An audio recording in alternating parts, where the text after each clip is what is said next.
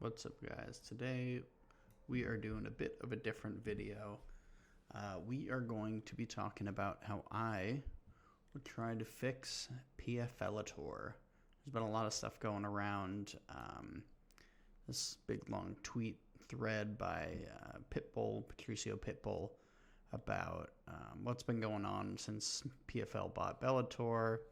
And I personally I've wanted there to be a competition to the UFC, but Bellator was never it, and PFL certainly doesn't seem to be it either. And I'm going to go over some reasons why, and then I'm going to give some of my own thoughts about what we would do differently. The first thing I will say is they got to consolidate their brands, man. Like, if you go to their website here, like you go to schedule, and instantly you are bombarded with, why are there so many things? If you go to the UFC one, they got one thing, you know. They got their UFC fight cards, and then they got Dana White Contender Series, so I guess they got two. But like Super Fights PPV, what does that even mean? Oh, these are the events that you actually have probably seen, these big ones. And then we got the PFL season, which is their tournaments, I believe. And those happen kind of just whenever and with no things. Then they still have fucking Bellator Championship Series. Get rid of Bellator. You bought it. You get rid of it. Nobody gives a shit about Bellator. Just put it all into PFL. Then you got PFL Europe. You got PFL MENA, which I think is their Middle East one. And then the Challenger Series. So it's too much. You know, there's too much shit. An average fight fan, you are not going to figure this out. Like, I'm pretty deep into UFC. I can make YouTube videos about it, you know. And I still can't even keep like my head around this. Like, I don't fucking know what's going on. Like, they got the playoff bracket. Like, you got to drop all that, you know. I get it. If you want to do tournaments, you can do tournaments, but they got to be for, I would say, do tournaments for the lower ranked guys or new prospects. But once you win a title, you have to defend it.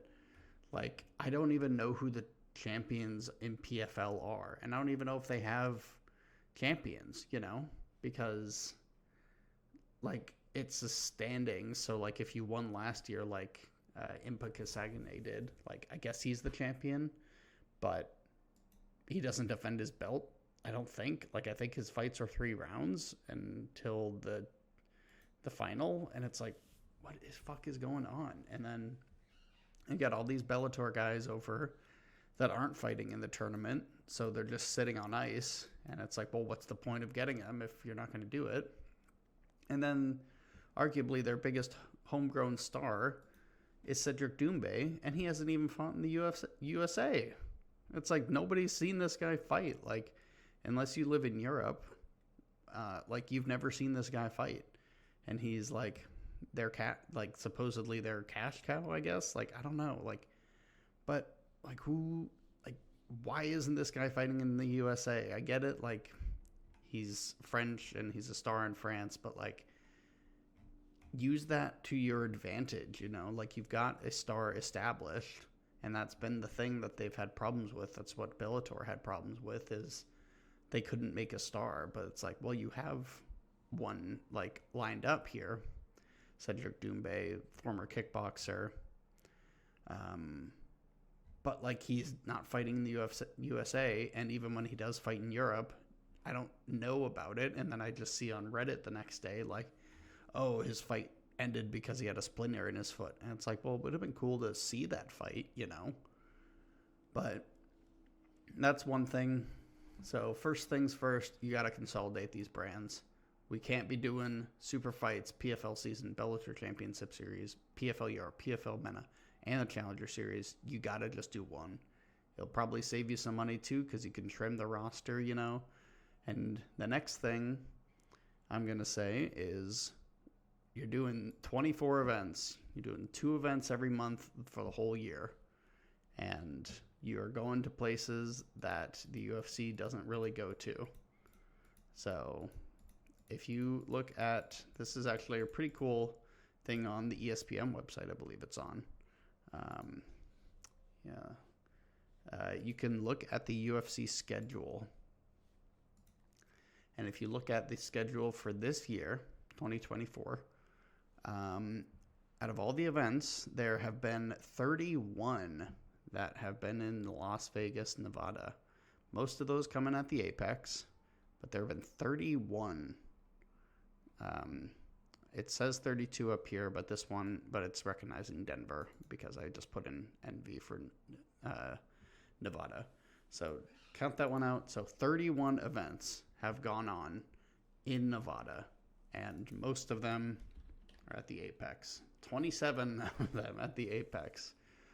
That obviously can't happen. And guess what? You have fight nights like the one this past weekend in China, in Macau, excuse me. And it was, for all intents and purposes, the best fight night of the year. And it's like, wow, I wonder why. Because they're not fighting in a warehouse in front of 15 people. And you go back to UFC, and this is why I said it's a cool website, is because you can go all the way back to the UFC, like since they started in 93, and look at their events. You go back to 2017, like, yes, they were still going to Las Vegas, but compared to now, it is crazy. Like, they're in Stockholm, they're in Auckland, New Zealand, they're in Singapore, and that was 4 events in a row. They were in Stockholm, Rio, Auckland, Singapore, and then eventually back to Nevada. But, like, come on, man. Like, this is that shit. Like, you gotta cultivate your audience and put on events in front of fans. That, like, fighting is so much about the environment, you know? Like, having these in the warehouse sucks. And every PFL event I've ever watched has 0 sauce. Like, this event, this event was the last one I watched, which is probably the last one most of you watched. And it was in Saudi Arabia. It was in part of Riyadh season or whatever the hell they are. And this shit had no sauce. The main event was fun because I love Francis, but this whole card had like nothing going on because it's in Saudi, and no fun events happen in Saudi Arabia. Like, all the UFC events that happen there too are boring as shit, and like, because it's just a bunch of rich oil barons. The arena's not full. People aren't going crazy unless it's for like Hamzat or Hasbullah gets in the ring or something, you know. But you got to stop going to Saudi Arabia. I know that they're stuck doing it because they got a shit ton of money from Saudi to do it. But if it's up to me, man, you can't be doing events there.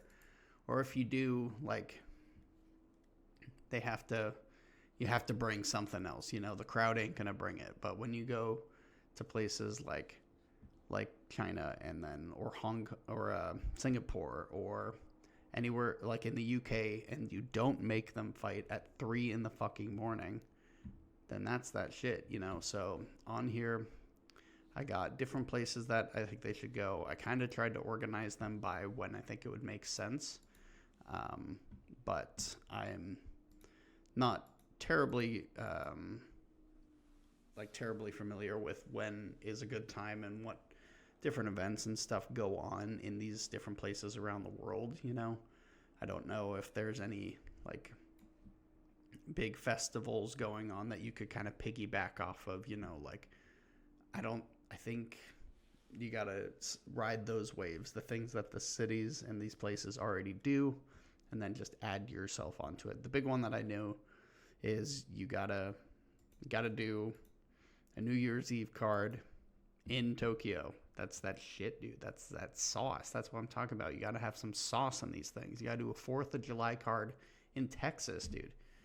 You got to do a October card in Mexico City. It's like, that's the stuff you got to do. It's like these, like, you got to have the sauce. You got to have people there who are like excited, and there's a reason to be at these fights, you know. If you don't have the name brand of the UFC, you got to give them like something to really to have like a feel. Like you got to do like a Day of the Dead themed Mexico City card. You got to do the Pride style and like the Japanese MMA cards on New Year's Eve. It's like you got to do 4th of July themed in Texas. You know, like that's what you got to do, and you got to market your product, for God's sakes. Like, unless you are a PFL super fan, which I don't know if there is a single one who exists, you don't know when any of these events are going on. Did you know the PFL World Championships are this Friday? Because I sure as fuck didn't. And their naming is awful. What does this mean? PFL World Championship 2024. And then PFL MENA Championship. Like, I get, yeah, the UFC's naming convention isn't great, like UFC 300 or 310, you know, like, but at least you know kind of what you're getting into. And like UFC Fight Night,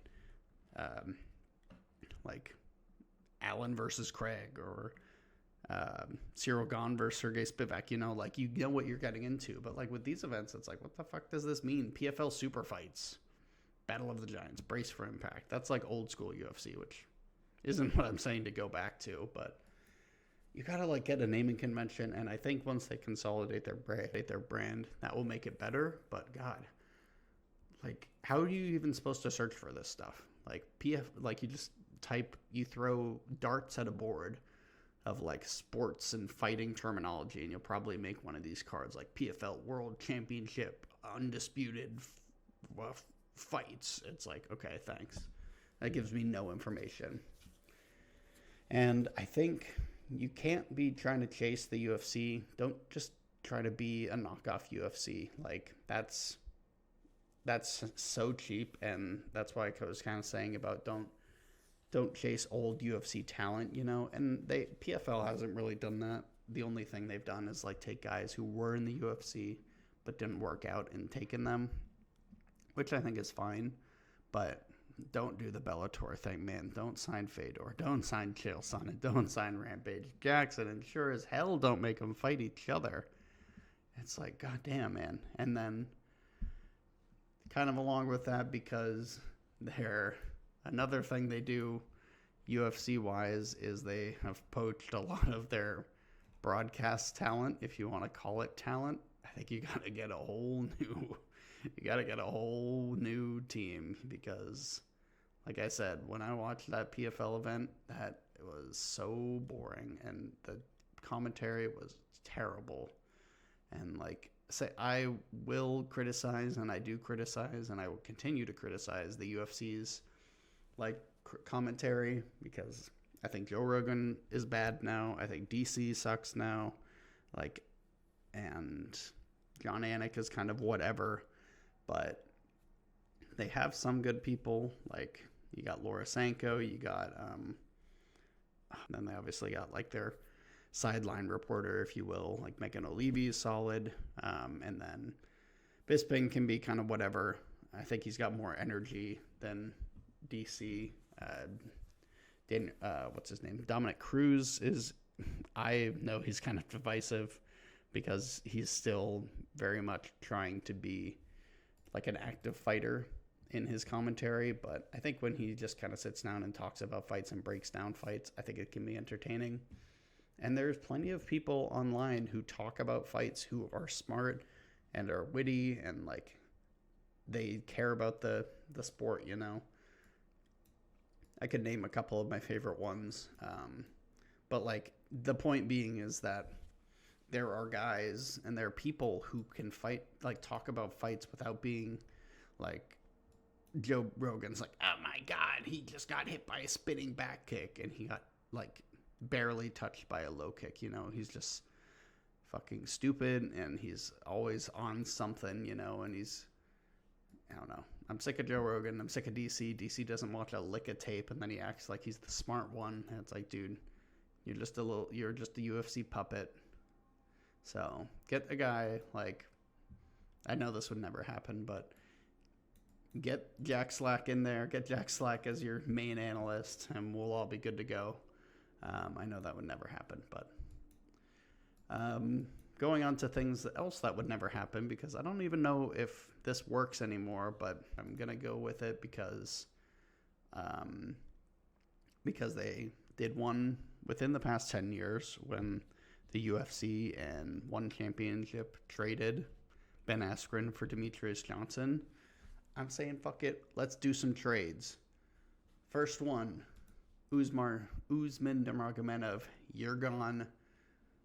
If you don't want to be discount UFC, I don't think you can ride a Nurmagomedov, because he'll never be as good as Khabib. He'll never be as good as Islam. So just get him out of here. Send him to the UFC. He can hang out with Umar and Islam, and it can be the Nurmagomedovs and can be a UFC thing. That's fine. And I don't think he's that good either. And trade him for some contenders, contenders in those lower weight classes. I would trade him. And I don't know, this is one of those things that doing trades like this, it's not like regular sports, because it's not like trading in basketball, like Karl Anthony Towns for Julius Randle or something, this is very strange. So I don't know if anybody would say yes to this, but I'm guessing for a Bellator champion, he's 26, he's undefeated, he's got the Nurmagomedov last name. I'm guessing the UFC would like him in the promotion. So I would say get Corey Sandhagen and Rafael Fiziev for him. Again, I don't know, and there's no value chart for these things, But I think Corey Sandhagen's kind of boxed out of the bantamweight division. Same thing with Fiziev. He's coming off injury, but they're both fun, exciting fighters who are relatively young. I think Sandhagen's in his early 30s, and I think Fiziev is the same. But these guys can be like 10 staples of your divisions. Both of them are probably not going to win the belt in the UFC. But they could for you.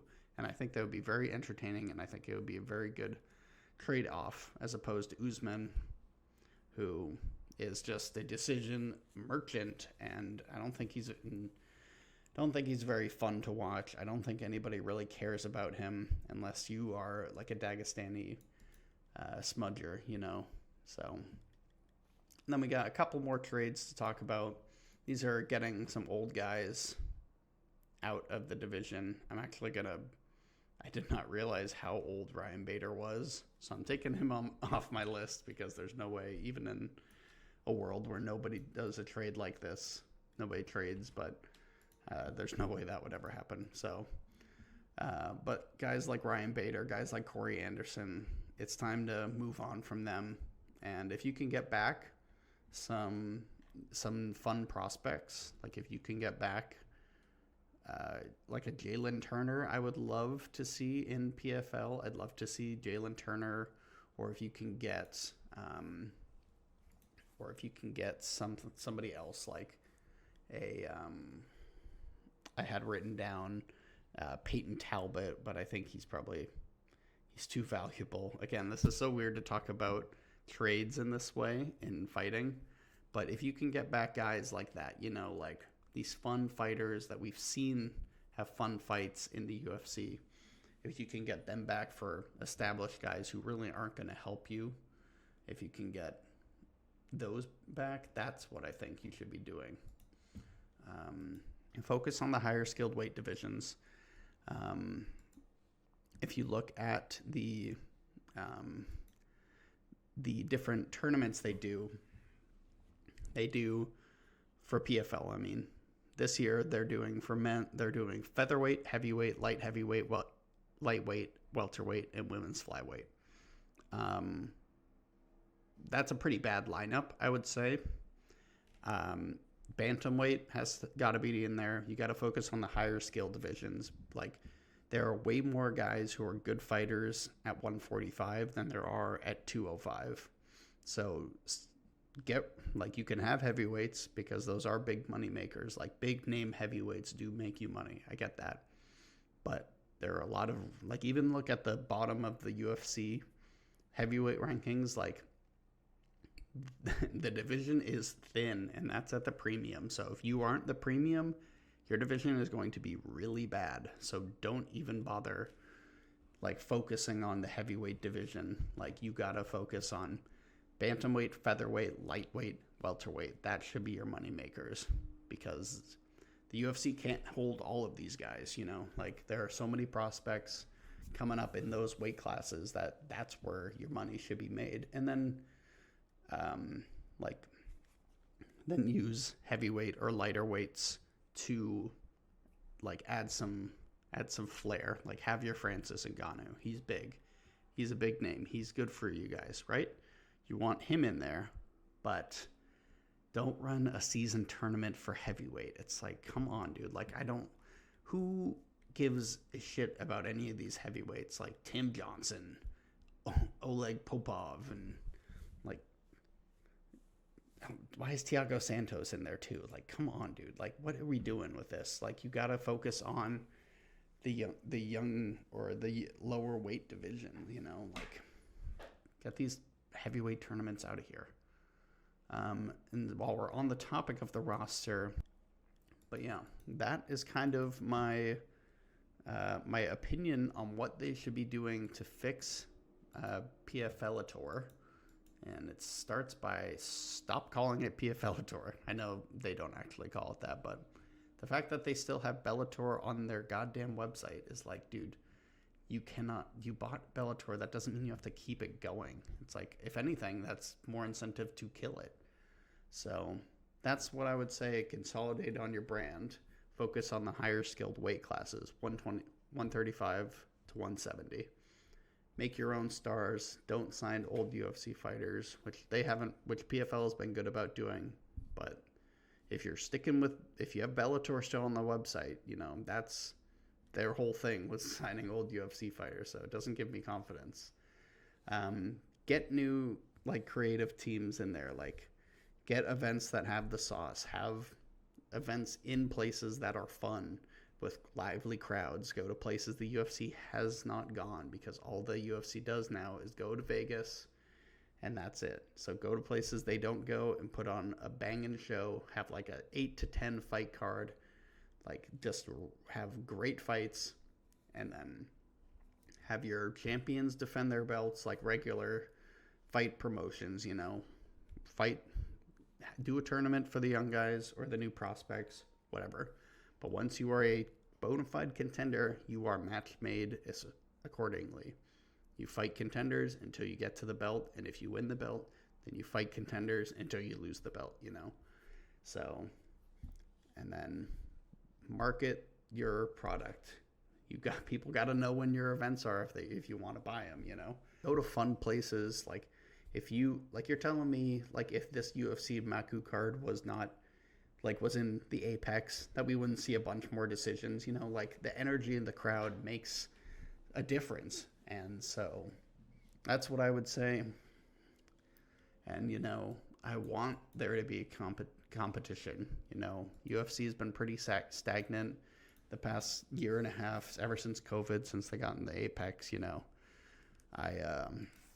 I would love for somebody to push them in PFL. That was their thing. They got an ESPN deal. That was the hard part, but they haven't really done anything with it. And I think with all the stuff coming out about fighters not getting fights, that's a very, very, that's a big red flag, like, that's kind of job number one of a fight promotion, is get your fighters fights.